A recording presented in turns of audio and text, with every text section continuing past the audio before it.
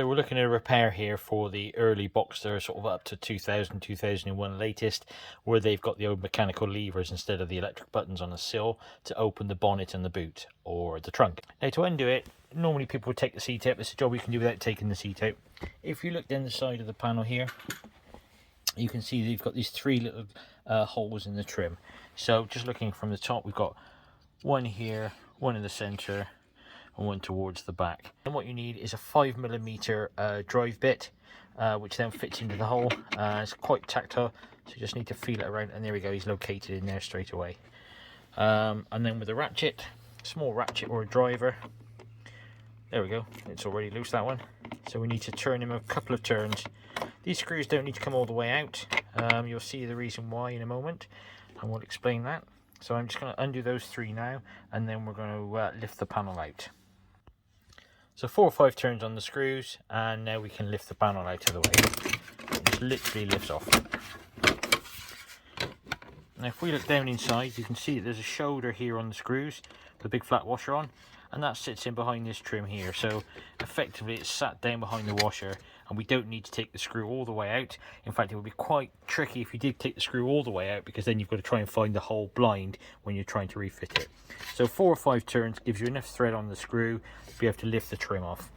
Once you've got the trim off, you can see on this one we've got a frayed cable, so the evidence is it's quite obvious what's gone wrong here.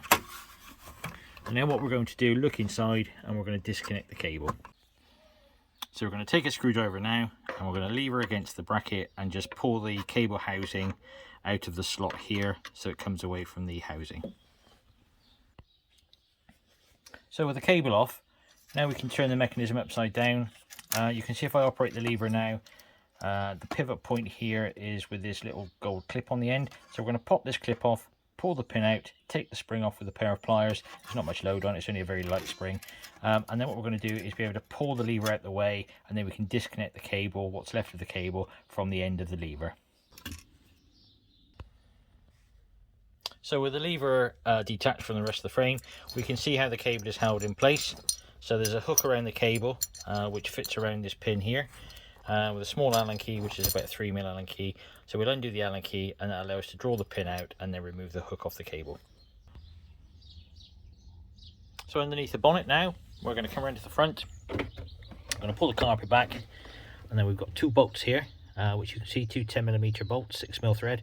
And we're going to undo those, and that will allow us to lift the bonnet catch out of the aperture, and we'll see the end of the cable, and we'll be able to remove the cable from this end. We're going to leave the outer cable in place and just remove the inner wire, and that will allow us to thread the new inner wire back through. So we have a length of steel cable here, which we bought from the internet, just a generic 1.5mm or 2mm cable. And what we're going to do now is just thread this down through the original outer casing. We're just going to thread that through.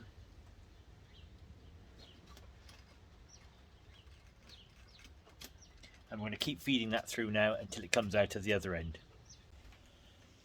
Now we're going to take a small electrical connector, a crimp-on connector, like this one here. And then what we're going to do, we're going to pull the insulation sleeve off with a pair of pliers, and then we're going to trim the end off with a pair of snips, which will lead us with a very small crimp that we can put onto the cable. We're going to slide it onto the cable. Then we're going to make a small loop.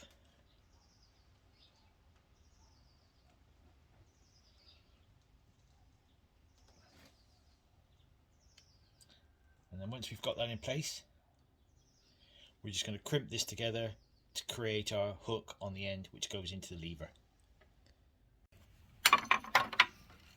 So we've looped the cable through the pin, as you can see. Now we're going to put the arm back into the console, put the pivot pin back through, the outer cable is in place, and then we're going to put the return spring back onto the bottom of the casing. We have a small cable crimp here, which you can see. So what we're going to do now is slide this over the cable and put it against the stop in the latch. So it's got something then to pull the latch with, and this will grip the cable, and we'll trim the cable off. So I'll fit that one on now and show you a close-up photograph. So we've put the solderless nipple on the end of the cable. Just going to trim the excess cable off now. refit the catch with the 2 bolts and just check the alignment, make sure the bonnet's closing down properly. On the inside, all that's left to do to put things back together, remember we've got our 3 bolts here, here, here and here, and you can see how that is already just to slide over and go behind the washer, so make sure those 3 are in place.